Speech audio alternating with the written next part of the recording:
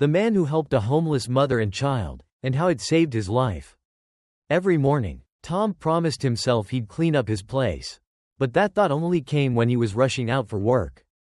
By evening, he'd come home with a bottle of whiskey, drink it fast, and crash. He'd been living like this for about a year. Maybe a bit longer. It started when Lisa left him. She packed up and moved to the city for a better life. Tom met Lisa at a dance in a nearby town. He'd never seen her before. Girls always noticed him because he was good-looking. Plus, he worked at a big ranch, which used to be a family farm but was now owned by a company. Tom earned good money. He was one of the best drivers and mechanics around. Everyone said he could make any machine do what he wanted. Tom lived alone. His grandma, who raised him, passed away right after he turned 18. It was like she waited for him to grow up. No one thought he'd come back to the small town after trade school. But he did. He built a big house and worked like crazy. He didn't chase girls. He wanted to be solid on his feet before bringing a wife home. Growing up, he knew what it was like to go hungry or shiver because his grandma saved on firewood. The house was always cold. Then he saw Lisa, and he fell hard. They got married quick. Lisa liked Tom a lot.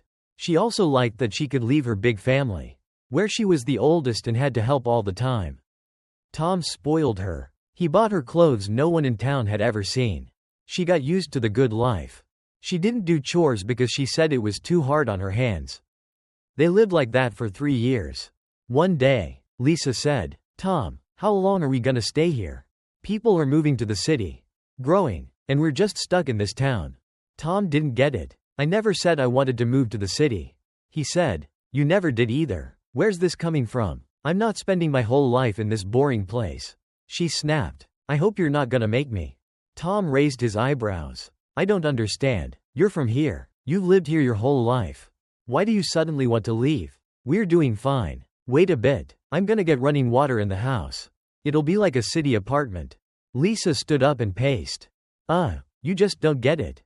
It's not about water. What about theaters, cafes, culture?" They fought that day. Tom lost his temper first and called her names.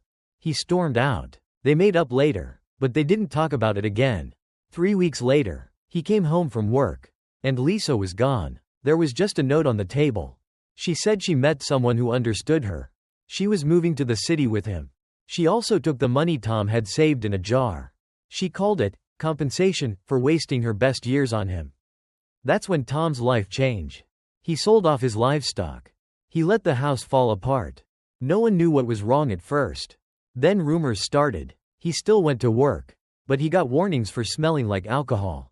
He didn't argue. The day his boss called him out, he bought 2 bottles instead of 1. Tom sighed and looked around his messy house. He wanted to close his eyes and ignore it all. He tried cleaning a couple of times. Once, he found Lisa's hairpin. Another time, he found their wedding album. Both times, he gave up. He stepped outside and shivered. It was so cold his nose stung. He'd have to mess with his truck to get it started. He grumbled about the night guard not heating the garage. "Sorry," a voice said. Tom jumped. It was still dark, and he didn't expect anyone in his yard. He turned fast. A woman stood there, maybe young, maybe not. Behind her was a small kid, huddled close. "Gosh, what are you doing out here?" Tom asked. "It's freezing, and so early." "With a kid?" The woman shrugged. "It just happened this way. Do you know if anyone around here can take us in for a bit? My boy, Jimmy, is exhausted, but we don't have money." Tom tried to see her face. She seemed young, but he wasn't sure. He knew the townsfolk. They'd probably call the sheriff before helping a stranger. He glanced at the kid, who looked about 5. Then he checked his watch. He couldn't help much. If he was late, everyone would think it was because he was drunk. He reached into his pocket and pulled out his house keys. "Here, take these," he said. "Go to my place. I'll be back after 6. It's warm inside. If you get cold, you can start the heater. There's probably some food, I think. It's a mess, though. I haven't had time to clean. Don't go outside much, or people will ask questions. Gotta run. I'm late." He handed the keys to the stranger and jogged toward the garage. It didn't even cross his mind that they might steal something. The day went by fast.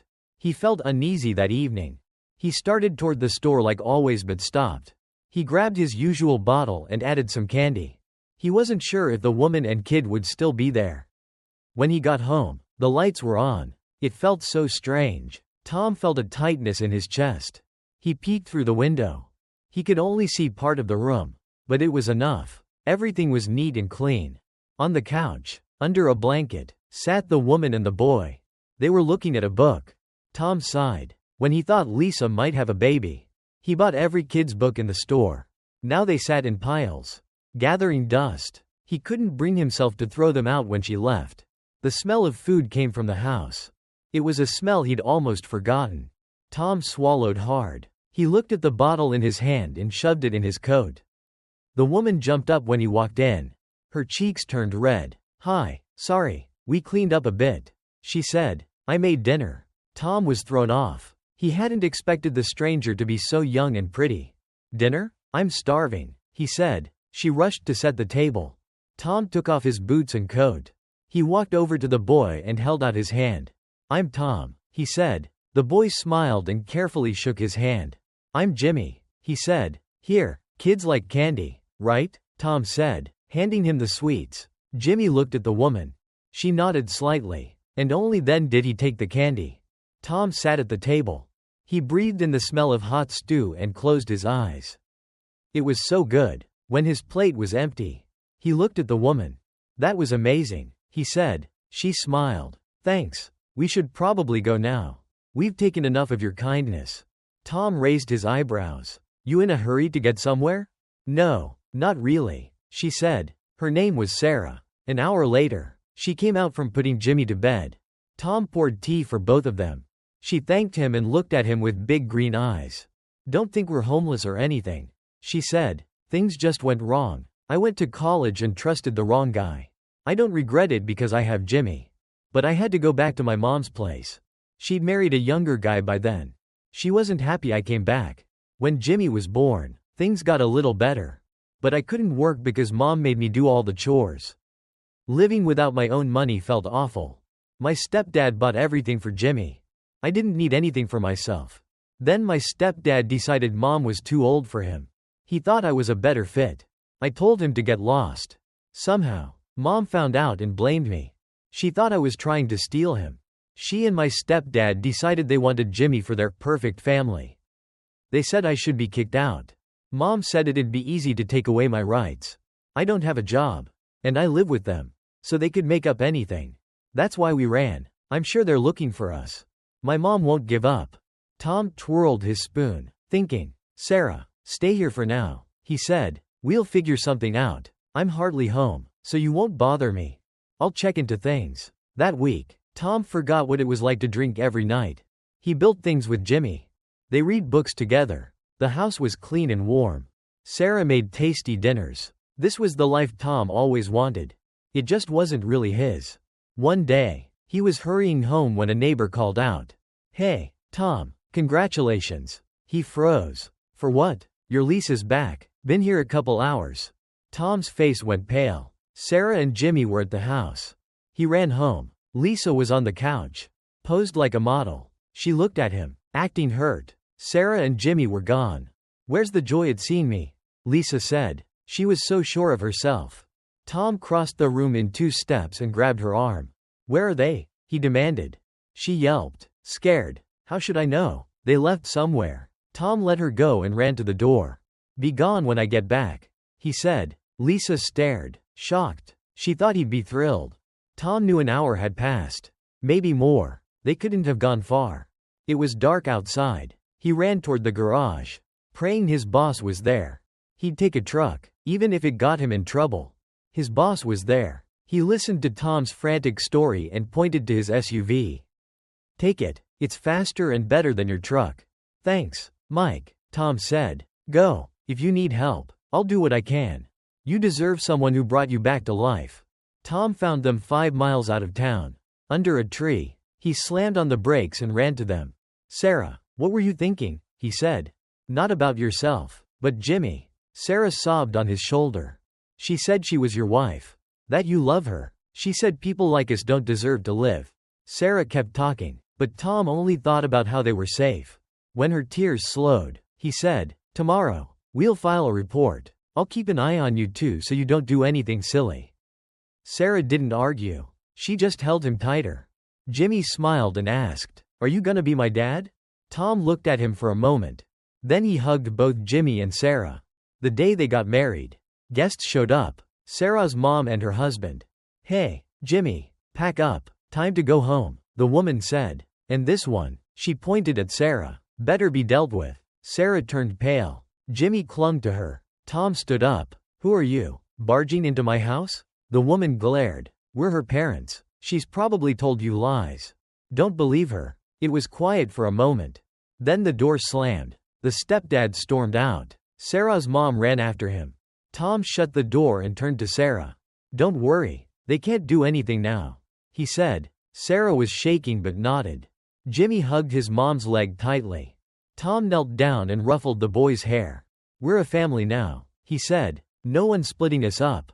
The next day, Tom took Sarah and Jimmy to the police station. He explained Sarah's story. The police listened carefully. They promised to investigate Sarah's mom and her husband.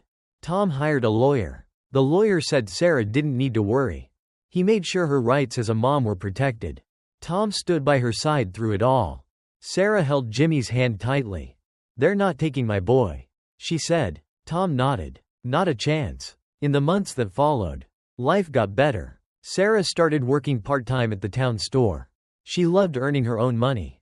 Jimmy went to kindergarten and made new friends. Tom fixed up the house. He got running water installed, like he'd once promised Lisa. But now, this home belonged to him. Sarah and Jimmy. They planted a small garden together.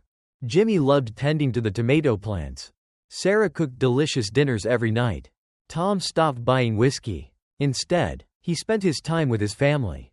One day, Jimmy brought home a drawing from school.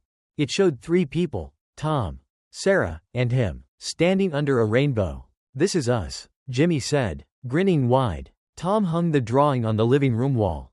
Every time he saw it, he smiled. Sarah walked up and hugged him from behind. "Thank you for giving us a home," she whispered. Tom turned and kissed her forehead. "Thank you for giving me a family," he said. They stood there, holding each other, in a house filled with laughter. Outside, sunlight poured through the window. Things weren't perfect, but they were theirs, and that was enough.